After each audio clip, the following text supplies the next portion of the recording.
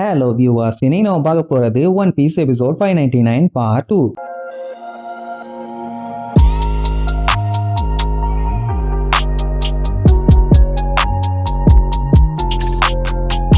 Open பண்ணா Caesar லேபோட front side அந்த G5 நேவி ஆளுகளுக்கும் அந்த வில்ல பயல்களோட ஆளுகளுக்கும் பயங்கரமான சண்டை. ஸ்மோக்கரையும் டஷிகையும் ஒழுங்கா விட்டுருங்கடான்னு சொல்லி காட்டுத்தனமா கத்திட்டு சண்டைய போறானுங்க. ஆனா வில்ல பயலுக்கு ஆளுங்க அழகா லேபுக்குள்ள வந்துட்டு அப்படியே டோரை மூட போவானுங்க. ஏன்னா அந்த சீசர் மண்டையும் ஆல்ரெடி சொல்லிட்டு போயிட்டான், நீங்க எல்லாரும் சேஃப்டியா லேபுக்குள்ள வந்துட்டு அந்த நேவி ஆளுங்க யாரையும் உள்ள விடாம டோரை மூடிருங்க, ஏன்னா வெளியில ஒரு பெரிய சம்பவம் நடக்க போகுதுன்னு சொல்லியிருப்பான். சோ அதுக்கேத்த மாதிரியே அவனுங்க அழகா உள்ள போயிட்டு என்ட்ரன்ஸை க்ளோஸ் பண்ணிட்டானுங்க. உடனே G5 ஆளுகளுக்கு என்ன பண்றதுன்னு தெரியல. கொய்யாலையெல்லாம் நம்மள வெளியில விட்டு இப்படி லாக் பண்ணிட்டானுன்னு சொல்லி பயங்கர காண்டா கத்திட்டு இருப்பானுங்க. அதுவும் பச்சை பச்சையா திட்டிட்டு இருப்பானுங்க. அதுக்கப்புறம் அவனுகிட்ட இருக்க கன்னெல்லாம் வச்சு பயங்கரமா அந்த டோரை சுட்டு பார்ப்பானுங்க. ஒண்ணுமே வேலைக்கு ஆகல, ஏன்னா அந்த டோர் அந்த அளவுக்கு பயங்கர ஸ்ட்ராங். அப்படி அந்த டோர் எல்லாம் மூணதுக்கு அப்புறம் தான் அவனுக்கே புரியுது இவங்க எல்லாத்தையும் ட்ராப் பண்ணிட்டாங்கன்னு. ஏன்னா வெளியில ஜெல்லி மாதிரி ஏதோ ஒண்ணு பயங்கரமா ஜம்ப் பண்ணி வந்துகிட்டு இருக்குது. அது மலை மாதிரி அடுத்தடுத்து விழுகிறது கம்மியாயிருச்சு, ஆனா இருக்கிறது எல்லாமே ஒன்னா சேர்ந்து பெரிய சைஸுக்கு மாறிட்டு இருக்குது. அதை பார்த்து பயங்கரமா பீதி ஆவானுங்க. சரி, இப்ப புது ஷிப்ப ஆட்டைய போட்டு எஸ்கேப் ஆகலான்னு பார்த்தா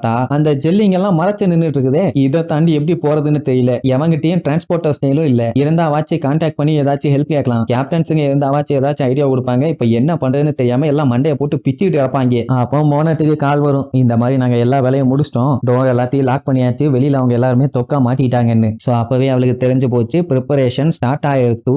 பாவம் நேவி சோல்ஜர்ஸ் தொக்கா மாட்டிட்டாங்கன்னு சொல்லுவா. அப்ப அந்த வெர்கோங்கிறவன் சீசரை பத்தி விசாரிப்பான். அவனுக்கு என்னாச்சுன்னு தெரியல, ஆனா இப்ப அவன் அந்த ஸ்மைலியை எழுப்பி விட்டுருக்கான் அப்படின்னு அவன் ஏதோ பெரிய பிளான் பண்ணிட்டு இருக்கான்னு தான் அர்த்தம். அப்போ எக்ஸ்பெரிமெண்ட்டும் பெருசா தான் இருக்கும், அதுவும் பயங்கர டேஞ்சரான சம்பவம் நடக்க போகுதும்பா. அப்போ மோனட் வெர்கோவை பார்த்து காலையில நீங்க ஹாம்பர்கர் சாப்பிட்டீங்களான்னு கேட்பாளா. அவன் ஆமா, எப்படி கரெக்டா கண்டுபிடிச்ச, உனக்கும் அது ஃபேவரட்டானு கேட்பான். அதெல்லாம் ஒரு வெங்காயமும் இல்ல, நீங்க தின்ன பீஸ் கன்னத்துல ஒண்ணு ஸ்டக்கா இருக்குதும்பா அப்படின்னா ஒட்டிட்டு இருக்கிறது கூட தெரியாம மூதேவி இவ்வளவு நேரமா சுத்திட்டு இருந்திருக்கான். அதுவும் அதை எடுத்து கீழே போட்டா பரவாயில்ல, வாயில போட்டு தின்றுவான். அப்புறம் தான் இன்னொரு மேட்டர் சொல்லுவான், அந்த எக்ஸ்பெரிமெண்ட்டை பார்க்க நான் ஆர்வமா காத்துட்டு இருக்கேன்னு. என்னன்னா வெளியில இருக்கவங்க எல்லாருமே சாக போறாங்க, உள்ளுக்குள்ள இருக்கவங்க எல்லாருமே சேஃபா இருப்பாங்க. இத சொல்லும் போது அங்க கூண்டுக்குள்ள அடைச்சு வச்சிருக்கானே ஸ்மோக்கர், அவன் செம்ம காண்டாயி கொய்யால வெளியில G5 நேவி சோல்ஜர்ஸ் இருக்காங்க, அவங்க உனக்குமே சபார்டினேட்ஸ் தான், அவங்க எல்லாத்தையுமே சாகடிக்க போறியான்னு கேட்பான். என்ன பண்றது, பண்ணா பண்ணித்தான் ஆகணும்பா. ஏன்னா அவனுக்கு அவங்கள பத்தி சுத்தமா கவலையே இல்ல. அண்ட் அது மட்டும் இல்லாம அவனால சுத்தமா நம்பவே முடியல. ஏன்னா இப்ப இந்த செல்லுக்குள்ள இருக்க ஏகப்பட்ட பேரு பயங்கர ஃபேமஸானவனுங்க, இப்படி எல்லாம் சாப்பையா வந்து மாட்டுவானுங்கன்னு எக்ஸ்பெக்ட் பண்ணவே இல்ல. ஒன்னே ரோபின், ஆட ஆமாப்பா, இதெல்லாம் எனக்கு பழைய மெமரிஸை தூண்டி விடுது. நம்ம எல்லாம் இந்த மாதிரி ஒரே செல்லுல ஒரே மாதிரி ஆடப்பட்டு எவ்வளவு நாளாச்சு. சூப்பர் லேம்பா. உடனே அதுக்கு லூஃபி,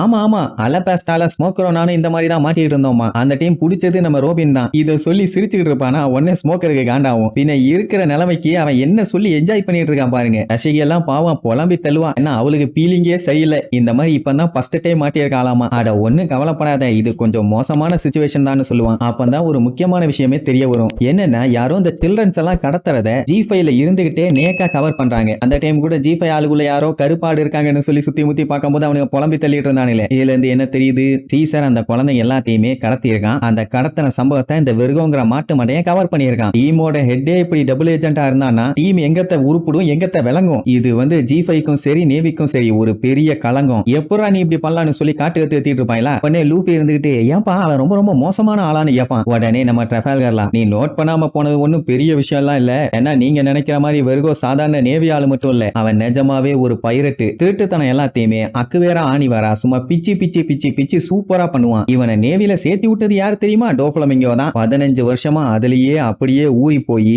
இப்ப இவ்வளவு பெரிய வைஸ் அட்மிரலா வந்து உட்கார்ந்துட்டு இருக்கான். எல்லாமே அவனுங்களோட பிளான் தான். சொல்ல போனா இவன் அளவுக்கு யாருமே ஜோக்கருக்கு கன்வீனியன்டான ஆளே இல்ல. ஸ்டார்டிங்ல இருந்தே இந்த மூலகட்ட பையன் அந்த ஜோக்கருக்காக தான் வேலை பார்த்துட்டு இருக்கான். சோ நேவில இருக்க ஒரு பெரிய கருப்பு ஆடை வந்தான். ஸ்மோக்கர் கேள்விப்பட்ட வரைக்கும் ஜோக்கர்னா அண்டர் வேர்ல்டு புரோக்கர். இப்ப நம்ம ஸ்மோக்கருக்கு என்ன ஒரு காண்டுன்னா கூடவே ஒரு எலி இல்ல இல்ல இல்ல இல்ல எரிச்சாலியே இருக்கும்போது எப்படி நான் கண்டுபிடிக்காம விட்டேன், ஓ மை காட்னு. உடனே வெர்கோ, அடடடடடடா உன் கண்ணு முன்னாடியே சுத்திட்டு எஸ்கேப் ஆயிருக்கேன், கொஞ்சம் பாராட்டலாமே, எதுக்கு இப்படி பச்சை பச்சையா திட்டணும். நீ என்னைக்கு ஹெட் குவார்டர்ஸ்ல இங்க வந்து சேர்ந்தியோ அன்னையில இருந்தே நான் ரொம்ப ரொம்ப அலர்ட் ஆயிட்டேன். ஏன்னா நீ மோப்பம் பிடிச்சு பிடிக்கிறதுல கில்லாடின்னு எனக்கு நல்லாவே தெரியும். ஆனா இப்ப தான்ப்பா எனக்கு நிம்மதியா இருக்கு, ஏன்னா இதுக்கப்புறம் நீ இருப்பேங்கிறது சந்தேகம் தாங்கிற மாதிரி சொல்லுவான். அதுக்கப்புறம் ட்ரெஃபால்கர்லாவோட ஹார்ட் எடுத்து வச்சுக்கிட்டு நான் உன்னை முடிஞ்ச அளவுக்கு பனிஷ் பண்ணிட்டேன்னு நான் நினைக்கிறேன், பட் இருந்தாலும் சரி பரவாயில்ல விடுன்ட்டு G5 G5 சோல்ஜர்ஸ் பத்தி பேசுவான். என்னன்னா இவன் அவங்க கிட்ட போனாங்கன்னா கண்டிப்பா அவங்களால இவனுக்கு பஞ்சாயத்து வருங்கிற மாதிரி சொன்னால, அதாவது ஸ்மோக்கர் இவனை பார்த்து சொன்னால. ஆனா அது உண்மை இல்ல. ஏன்னா அவங்க கூட இவன் முன்னாடி இருந்தே பழகி வச்சிருக்கான். அதனால இவன் மேல சந்தேகப்படுறதுக்கு வாய்ப்பே இல்ல.